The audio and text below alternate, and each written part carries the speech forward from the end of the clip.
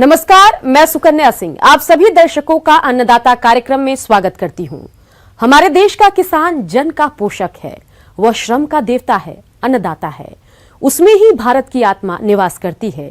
ऐसे ही किसानों की प्रगति के लिए हम खेती बाड़ी से जुड़ी हुई बहुत सी नई लाभकारी जानकारियां हर रोज सुबह लेकर आते हैं। तो चलिए कार्यक्रम शुरू करने से पहले देखते हैं क्या है आज के अन्नदाता में। अधिक पैदावार के लिए करें आलू की उन्नत विधि से बुआई।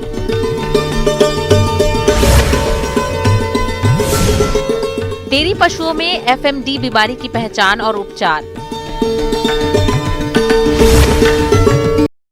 आलू को सब्जियों का राजा कहा जाता है। इसकी बाजार में मांग वर्ष भर रहती है, जिससे इसकी खेती करने वाले किसान अच्छा मुनाफा कमाते हैं। इसी लाभ को देखते हुए जो किसान भाई आलू की खेती करना चाहते हैं, उनके लिए यह समय उपयुक्त है। तो आलू की खेती से अधिक उपज मिले, इसके लिए कौन कौन सी किस्मों का चयन करके बुआई करें, इसके लिए देखिए ये खास रिपोर्ट। प्रिय किसान बंधु, आज आपके साथ हम आलू की खेती कैसे करें और उसके उत्पादन को कैसे बढ़ाएं, तो इसके बारे में हम बतलाने जा रहे हैं। सबसे पहले तो जो वैरायटी का सिलेक्शन, अच्छे वैरायटी का सिलेक्शन करें, अच्छे किस्मों का चयन करें।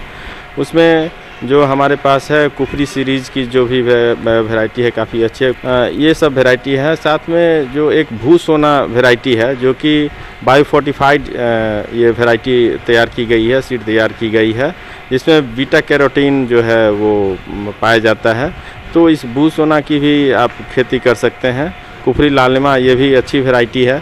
तो आप अपने हिसाब से जो किस तरह का आप करना चाहते हैं तो ये वैरायटी का सिलेक्शन करें। और फसल से अच्छा उत्पादन लेने के लिए हल्की दोमट अच्छी जल निकास वाली ऊपरी भूमि से इसकी बुवाई करना सर्वोत्तम होता है। किसान भाइयों, भूमि का चयन कर लेने के बाद बात आती है खेत की तैयारी की। तो इसके लिए सबसे पहले खेत की एक बार गहरी जुताई करें और बाद में 2 से 3 जुताई देशी हल या कल्टीवेटर से करें। साथ में अंतिम जुताई के समय खेत में 10 से 12 टन गोबर की खाद प्रति हेक्टेयर की दर से अच्छी तरह मिला दें और 30 सेंटीमीटर की दूरी पर 15 सेंटीमीटर उठी हुई क्यारियों का निर्माण करें। और इसमें एक चीज़ जो हम लोग करते हैं, बीज को उपचारित करके लगाएं, जिसमें हम थीरम का इस्तेमाल कर सकते हैं और जो भी दूसरे बायो कल्चर हैं उसका इस्तेमाल कर सकते हैं। इसमें एक चीज़ आज हम बिविल के कंट्रोल के बारे में बात करते हैं, तो ये एक समस्या है। तो कोई भी इंसेक्टिसाइड का इस्तेमाल तो हम करते ही हैं। दूसरा उसमें उर्वरक का, संतुलित उर्वरक का इस्तेमाल करें जो जिससे कि हम उसके उत्पादन को बढ़ा सकते हैं। जो हमारा नाइट्रोजन, फास्फोरस और पोटास, इन तीनों की सही मात्रा का इस्तेमाल करें। उसमें आप अपने मिट्टी के हिसाब से, अपने मिट्टी में उपलब्ध जो पोषक तत्व हैं उसको ध्यान में रखते हुए उसका प्रबंधन करें। किसान भाइयों, यदि आपने मिट्टी की जांच नहीं कराई है तो आप समान स्थिति में urea 330 kilogram, DAP 200 kilogram, muriate of potash 170 kilogram प्रति हेक्टेयर की दर से प्रयोग करना चाहिए। इसमें से ये यूरिया की आधी मात्रा बुवाई के समय प्रयोग करें तथा शेष बची यूरिया की आधी मात्रा को बुवाई 30 दिन बाद मिट्टी चढ़ाते समय डालें। इसके बाद इसमें आप जो पंक्ति से पंक्ति, कतार से कतार की जो दूरी है 50 सेंटीमीटर रख सकते हैं और पौधे से पौधे की दूरी वो 20 सेंटीमीटर तक रख सकते हैं। तो ये ज़रूरी है। इसके बाद जो है उसमें समुचित सिंचाई की व्यवस्था करें।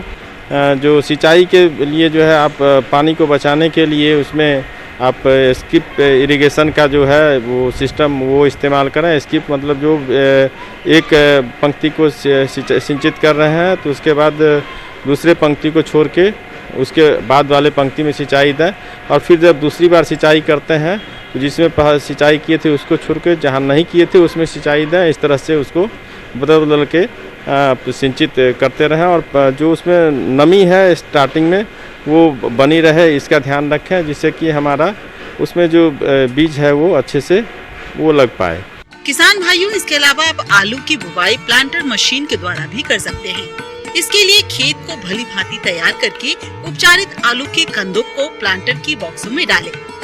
ध्यान रहे कि जहां तक संभव हो आलू के समान आकार वाले कंदों का प्रयोग बुवाई के लिए करें। इससे मजदूरों की बचत तो है ही, साथ ही फसल की बढ़वार और उत्पादन भी अधिक मिलता है। ब्रेक के बाद आप सभी दर्शकों का अन्नदाता में स्वागत है। चलिए अब रुख करते हैं अगली कड़ी की ओर। दुधारू पशुओं में एफएमडी, जिसे खुरपका मुंहपका बीमारी के नाम से जानते हैं, जो बहुत ही घातक है। इसका सीधा असर पशु के दूध उत्पादन पर पड़ता है। इसलिए इस बीमारी से बचाव और बीमार पशु का जल्दी इलाज बहुत जरूरी होता है, जिस पर विस्तार से बता रहे हैं कृषि वैज्ञानिक केंद्र कोटपुतली के पशु चिकित्सक डॉक्टर सुरेश चंद काठवा। आज हम चर्चा करेंगे कि पशुओं में इस मौसम में कौन कौन सी बीमारियां आ सकती है। जैसे इस मौसम में खुरपका मुंहपका बीमारी है, उसका टीकाकरण अति आवश्यक है। इसलिए हम उसके बारे में पहले जानते हैं कि खुरपका मुंहपका बीमारी क्या होती है। ये वायरस से होने वाली बीमारी है जो हमारे गाय भैंस। किसान भाइयों, गाय भैंसों में खुरपका मुंहपका रोग, जिसे एफएमडी कहा जाता है, होने वाला एक अत्यधिक संक्रामक रोग है। यह रोग एक अत्यंत सूक्ष्म विषाणु से होता है। ये पशुओं में अत्यधिक तेजी से फैलने वाला रोग है तथा कुछ समय में एक झुंड या पूरे गांव के अधिकतर पशुओं को संक्रमित कर देता है। इस रोग के पशुधन उत्पादन में भारी कमी आती है। साथ ही देश से पशु उत्पादों के निर्यात पर भी प्रतिकूल प्रभाव पड़ता है। इस बीमारी से अपने देश में प्रतिवर्ष लगभग हजारों करोड़ रुपए का नुकसान होता है। खुरपका मुंहपका रोग के लक्षण: मुंह से अत्यधिक लार का टपकना, जीभ तथा तलवे पर छाले पकड़कर घाव बनना, खुरों के बीच में घाव होना जिसकी वजह से पशु लंगड़ा कर चलता है। मुंह में घावों की वजह से पशु चारा दाना बंद कर देता है। दूध उत्पादन में लगभग 80% की कमी हो जाती है। इस बीमारी में क्या है कि पूरे आहार नाल में छाले पड़ जाते हैं, पैरों में छाले पड़ जाते हैं, पशु चारा और दाना नहीं खा पाता है और होने के बाद में वायरस अपना चक्कर पूरा करके ही बाहर निकलता है। तो ऐसे में दूध उत्पादन घट जाता है। साथ ही साथ जो छोटे पशु हैं उनमें मोर्टिलिटी भी हो जाती है, मर भी सकते हैं। रोकथाम के उपाय: इस रोग का उपचार अब तक संभव नहीं हो सका है, इसलिए रोकथाम ही सबसे कारगर नियंत्रण का उपाय है। सभी पशुपालक को अब इस रोग के प्रति जागरूकता दिखाने की आवश्यकता है, तभी इस रोग का रोकथाम संभव है। पशुपालकों को अपने सभी पशुओं 4 महीनों से ऊपर को टीका लगवाना चाहिए। प्राथमिक टीकाकरण के 4 सप्ताह के बाद पशु को बूस्टर वर्धक खुराक दिया जाना चाहिए और प्रत्येक 6 महीने में नियमित टीकाकरण करना चाहिए। रोगी पशु को स्वस्थ पशुओं से अलग रखें। लाल दवा के घोल से पशु के मुंह और पैर को धोएं, बाद में मलहम लगाएं। पशु में रोग के लक्षण दिखते ही पशु चिकित्सक से उपचार करवाएं। पशु को पूर्ण आहार देना चाहिए, जिससे खनिज एवं विटामिन की मात्रा पूर्ण रूप से मिलती रहे और पशु जल्द स्वस्थ हो सके। हमें इसका जो रोकथाम है वो ये है कि सही समय इसका यही है कि साल में 2 बार इसका टीकाकरण होना आवश्यक है। एक बार मार्च अप्रैल के माह में यानी कि होली से पहले और एक बार दीपावली से पहले यानी कि सितंबर अक्टूबर का माह है, जिसमें इसका टीकाकरण हमें करवाना आवश्यक है। अगर टीकाकरण पूरे क्षेत्र में हम करवाते हैं तो ये बीमारी नहीं आएगी, और अगर ये बीमारी टीकाकरण नहीं होता है, ऐसी स्थिति में आती है तो ये छूत की बीमारी है। एक जगह से दूसरी जगह बहुत ही जल्दी से तेज़ी से फैलती है। अगर हम चारा डालने वाला किसान एक पशु से डाल के दूसरे की जगह लेके जाता है तो वो उसके साथ साथ दूसरी जगह भी पहुंच जाती है। तो हम किसान भाइयों से यही सलाह देंगे कि इसकी टीकाकरण ही मात्र उपाय है, तो हमें टीकाकरण करवाना चाहिए। और फिर भी मान लीजिए किसी के यहाँ टीकाकरण जो गाभिन हैं उनमें नहीं हो पाता है और उनमें ये बीमारी आती हैं, तो हम पशुओं को ऐसी जगह पे बांधे जहाँ पे उनका चारा दाना पानी सारा सब कुछ अलग रहें, और मुंह के छाले और पैरों के छालों को हम लाल दवा यानी कि पोटेशियम परमैंगनेट जो दवाई आती है वो 1 ग्राम 1 लीटर पानी में डाल के और उनके छालों को हम धोएं, और पशु को हरा चारा या पतला दलिया है वो दें ताकि पशु को चुभे ना और वो अपना पेट भर लें। और मान लीजिए सेकेंडरी इन्फेक्शन अगर होता है तो हम पशु चिकित्सक से सलाह लेके उसका उपचार एंटीबायोटिक वगैरह लगवा सकते हैं। मौसम के अनुसार प्रबंधनों पर ही टिकी है आपकी खेती-बाड़ी, इसलिए मौसम पूर्वानुमान और उस पर आधारित साप्ताहिक कृषि सलाह इस प्रकार है। ग्रामीण कृषि मौसम सेवा एवं कृषि सलाह जिला जयपुर के द्वारा भेजे गए मौसम पूर्वानुमान के आधार पर किसान भाइयों को सलाह दी जाती है कि कोरोना कोविड-19 के गंभीर फैलाव को देखते हुए किसान भाई सरकार की सलाह पर सख्ती से पालन करें और स्वयं की उचित देखभाल, व्यक्तिगत स्वच्छता, मास्क का उपयोग, साबुन से उचित अंतराल पर हाथ धोना और एक दूसरे से सामाजिक दूरी बनाए रखने पर विशेष ध्यान दें। मौसम को देखते हुए किसान भाइयों को सलाह दी जाती है कि जो किसान भाई मेथी की खेती करना चाहते हैं उनके लिए बुआई का ये उपयुक्त समय है। इसके लिए किसान मेथी की उन्नत किस्म जैसे RMT 1, RMT 143, राजेंद्र क्रांति और पूसा अर्ली बंच का उपयोग कर सकते हैं। फसल को विभिन्न रोगों से बचाने के लिए बुआई से पूर्व बीजों को मैनकोजेब तथा कार्बेंडाजिम 5:1 के मिश्रण का घोल बनाकर 2 ग्राम प्रति किलोग्राम बीज की दर से बीजों को उपचारित करें। इसके लिए किसान प्रति हेक्टेयर 4 से 5 किलोग्राम बीज का प्रयोग करें। गेहूं की बुआई हेतु खाली पड़े खेतों को जुताई कर तैयार कर लें और आवश्यक कृषि आदानों की व्यवस्था करें। किसानों को फसलों की बुआई के लिए उन्नत किस्म के बीज जैसे राज 4079, राज 4120, राज 4037, राज 4238, राज 6560, राज MR1, राज 3765 जैसी उन्नत किस्मों की बुआई किसान कर सकते हैं। बुआई से पूर्व बीजों को 2 ग्राम मैनकोजेब या 2 ग्राम कार्बेंडाजिम प्रति किलोग्राम बीज की दर से उपचारित करें। जिन क्षेत्रों में दीमक का प्रकोप अधिक होता हो वहां पर बुआई से पूर्व बीजों को क्लोरोपाइरिफास 5 मिलीलीटर दवा प्रति किलोग्राम बीज की दर से उपचारित करें।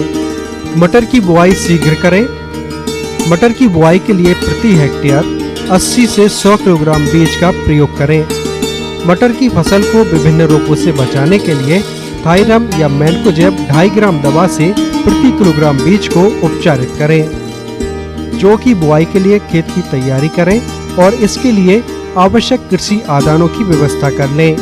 जौ की उन्नत किस्मों में RD 2715, RD 2794, RD 2786, RD 2849, RD 2660, RD 2624, RD 2592, RD 2899, RD 2907 और RD 2552 जैसी उन्नत किस्मों का प्रयोग किसान कर सकते हैं। जिन क्षेत्रों में दीमक का प्रकोप अधिक होता हो वहां पर किसान पहले फिप्रोनेल 5SC 6 मिलीलीटर दवा से प्रति किलोग्राम बीज को उपचारित करें। इसके बाद कंडवा रोग से बचाव के लिए मैनकोजेब 2.5 ग्राम दवा से प्रति किलोग्राम बीज को उपचारित करें। जो किसान भाई जीरा की खेती करना चाहते हैं वे इसके लिए खेत की तैयारी करें और आवश्यक कृषि आदानों की व्यवस्था कर लें। इसकी उन्नत किस्मों में किसान GC4, RZ 223, RZ 209 एवं गुजरात जीरा 2 जैसी उन्नत किस्मों की बुआई कर सकते हैं। फसल से अच्छा उत्पादन लेने और फसलों को रोगों से बचाने के लिए बुआई से पूर्व बीजों को कार्बेंडाजिम 1 ग्राम दवा से प्रति किलोग्राम बीज को उपचारित करें। अन्नदाता हेल्पलाइन निशुल्क फोन संपर्क सेवा के माध्यम से आपके द्वारा पूछे गए प्रश्नों में से 1 या 2 महत्वपूर्ण प्रश्न को हम अपने कार्यक्रम में शामिल करते हैं। इसी के तहत आज का चयनित प्रश्न और उसका जवाब इस प्रकार है। आज की अन्नदाता हेल्पलाइन में जिस प्रश्न को कार्यक्रम में शामिल किया गया है उसे पूछा है गांव गंगापुर जिला पाली के किसान मुरली वर्मा ने। आप ग्वार फसल के कटाई, गहाई, भंडारण के बारे में जानकारी चाहते हैं तो मुरली वर्मा जी आपकी जानकारी के लिए पेश है कार्यक्रम का ये अंश। आज हम आपके बीच में चर्चा करेंगे कि ग्वार की फसल कटाई करते समय हमको क्या क्या सावधानी बरतनी है। देखिए किसान भाइयों, ग्वार बहुत ही मुख्य फसल है क्योंकि ग्वार को हम चारे के रूप में उगाया करते थे, लेकिन आजकल जो ग्वार की खेती की जाती है वो किसान भाई जो है क्योंकि औद्योगिक फसल में इसका जो है प्रयोग होने लगा है, तो आजकल औद्योगिक फसल के रूप में भी ग्वार को हम जानते हैं। अक्सर देखने में आता है कि किसान भाई कड़ी मेहनत करके फसलें उगाते हैं, पर जब समय आता है फसल कटाई का तो जल्दबाजी कर देते हैं। जिसके कारण उनको उत्पाद का अच्छा लाभ नहीं मिल पाता। यदि किसान थोड़ी सी जागरूकता लाएं और फसल को सही तरह से पकने दें, उसकी सही पहचान करके कटाई फिर गहाई करें तो लाभ अधिक मिलेगा, जो इस प्रकार से है। देखिए किसान भाइयों, हम देखते हैं कि इस समय हमारी फसल जो है अभी हमें कटाई करनी है, तो हमें देखना है कि उसमें जो दाना पड़ गया है, हमारी फलियां जो है पकते समय उसका कलर चेंज हो जाता है, हल्के पीलेपन की हो जाती हैं। और दाना जब तोड़ के देखते हैं तो उसमें दाना हमारा अच्छा स्वस्थ निकलता है, तो हमें देखना चाहिए कि इसको ये हमारा कटाई के लिए उपयुक्त हो गया। दूसरा, उसके जो पत्तियां हैं, पत्तियां भी हमारी सूखने को आ जाती हैं और कभी कभी हरी भी बनी रहती हैं, हमारा वो फली पक जाती है। तो ये स्थिति भी हमें देखना है, ये वैरायटी पे डिपेंड करता है, अलग अलग रहता है। तो जब हमारी फलियां पक जाएं तो उस समय हम इसकी कटाई करें, और कटाई इसको जो मैनुअल से भी करते हैं, हाथों द्वारा भी करते हैं, श्रमिकों द्वारा भी करते हैं, और दूसरा जो है इसको जो है कंबाइन या हार्वेस्टर जो रहते हैं उनसे भी हम कटाई करते हैं। तो हमें ये देखना है जहाँ फसलें खड़ी रहती हैं वहाँ हम मशीनों का प्रयोग कर सकते हैं, और जहाँ हमारी फसलें गिर जाती हैं वहाँ ऐसी दशा में मैनुअल कटाई ही करनी पड़ती है। दूसरा, कटाई करने से पहले हम खलिहान, जहाँ भी हमको इसको खलिहान में रखना है, हमारा साफ़ सुथरा होना चाहिए। अगर पक्का नहीं है तो उसको जो है पॉलीथीन आजकल आती है, नीचे अपना साफ़ सुथरा करके और पॉलीथीन बिछा सकते हैं। और पॉलीथीन बिछाने के बाद में हम उस पर जो है, जैसे हमने कटाई कर ली, कटाई करने के बाद उसको खेत में 4-5 दिन पड़ा रहने दें, जिससे कि उसकी जो पत्तियां हैं सूख जाएं, क्योंकि हम इकट्ठा कर देते हैं तो फिर वो गीली बनी रहती है, और गीली बनी रहती हैं तो उसको निकालने में हमको असुविधा होती है। इसलिए हम पहले उसको खेत में काट के डाल दें, और उसके 8 दिन बाद हम अगर उसको उठाते हैं और उठा करके उसको खलिहान में लेके जाएं, और उसको थ्रेसर से भी, हम आजकल जो है थ्रेसर आजकल आ रहे हैं, तो थ्रेसर से आसानी से हम उसको निकाल सकते हैं। और थ्रेसर से निकालते समय हम देख लें कि उसको ज़्यादा तेज़ नहीं चलाएं, अगर ज़्यादा आरपीएम पे चलाएंगे तो उस पर कटने की संभावना रहेगी, और हमारा बीज उड़ भी जाता है, भूसे के साथ भी चला जाता है। तो हमें देखना है निश्चित आरपीएम पे उसको चलाएं। और उसमें ये भी सावधानी रखनी है कि जब हम कोई भी काम थ्रेसर में करते हैं तो उस समय भी हमको जो है कपड़े जो है थोड़ा टाइट कपड़ा पहने, ढीले ढाले कपड़े नहीं पहने, तो उस समय भी हमको थोड़ा सावधानी बरतनी है। दूसरा ये कि जब हमारा थ्रेसिंग हो जाए, थ्रेसिंग होने के बाद में अगर उसमें नमी अधिक है तो हम उसको जो है पहले खलिहान में सुखाएं अच्छी तरह से, और खलिहान में सुखाने के बाद में, और उसको जो है हम जब सुखाने के बाद में हम उसकी ग्रेडिंग भी कर सकते हैं। ग्रेडिंग या तो पहले कर लें या मार्केट में लेके जाएं, उससे पहले ग्रेडिंग करें, और ग्रेडिंग करने के बाद ही मार्केट में लेके जाएं, क्योंकि ग्रेडिंग करके हम लेके जाते हैं तो कोई भी चीज़ का जो मूल्य है वो हमें अधिकतम मूल्य मिल सकता है, क्योंकि कोई भी चीज़ गंदी चीज़ लेके जाते हैं बाज़ार में तो रेट भी हमें कम मिलता है। तो हमें ये देखना है कि अगर हम ग्रेडिंग करके ले जा रहे हैं तो सही तौल भी देंगे और सही पैसा भी हमको मिलेगा। तो इस तरह से हम जो है कटाई से लेके मड़ाई तक ये सारी सावधानी बरतेंगे तो जो हमारा उत्पाद है उसका अधिकतम मूल्य हम ले सकते हैं। ग्वार की कटाई के साथ ही उसके उचित भंडारण की तैयारी शुरू हो जाती है। तो किसान भाइयों, ग्वार का भंडारण करते समय कौन कौन सी सावधानियां रखें, इसके लिए मिलते हैं। भंडारण करने के लिए भी हमें ये देखना है कि अधिक नमी होगी तो भंडारण में बीमारियां आने की संभावना रहेगी, इसलिए भंडारण करते समय भी हमको ये देखना है कि और 8-9% नमी रह जाए। अगर ज़्यादा नमी होगी तो इसमें फफूंदी आने की संभावना रहेगी और जिससे उसकी क्वालिटी जो है ख़राब हो जाएगी। और उसके बाद में हम स्टोर के लेके जाएं, और स्टोर में ले जाने से पूर्व भी हमें सावधानी बरतनी है। जहां हमको स्टोर करना है उसकी जो है साफ़ सफाई अच्छी तरह से करें, उसका जो है पहले धूम्रीकरण करें। दूसरा, उसको जो है जो मेलाथैन 50 दवा आती है हम उसको जो है घोल बना करके और उसको भी हम छिड़काव कर दें तो उससे जो जहाँ भी दरारों में कीड़े मकोड़े रहते हैं वो सब मर जाते हैं और उसके बाद में हम स्टोर कर सकते हैं। दूसरा, अगर हमारा जूट के बैग हैं अगर उनमें स्टोर करना है तो उसमें हो सकता है पहले से कीड़े हों, तो उसको भी हम जो है मेलाथैन 50 दवा के घोल बना करके हम उसको डिप करके और सुखा करके हम उसको उसके लिए प्रयोग कर सकते हैं। जो पुराने कट्टे हैं उनको भी स्टोर के लिए प्रयोग कर सकते हैं। और स्टोर में करते समय हमें ये सावधानी बरतना है कि जब भी हम बोरों को रखें हम जो है एक तो ज़मीन से ऊपर रखें, दूसरा दीवार के सहारे नहीं रखें, क्योंकि हम दीवार के सहारे रखते हैं तो उससे नमी आ जाती है और नमी आते ही हमारी ये ख़राब हो जाती है। और भंडारण के लिए हम जो है जो आपकी ग्रेन बिन आती हैं, ग्रेन बिन का भी हम इस्तेमाल कर सकते हैं, क्योंकि आजकल ये जो 10 कुंटल, 5 कुंटल, 20 कुंटल जैसी जिसकी वो है उस हिसाब से किसान क्रय कर सकता है और अपने जो उत्पाद को सुरक्षित रख सकता है।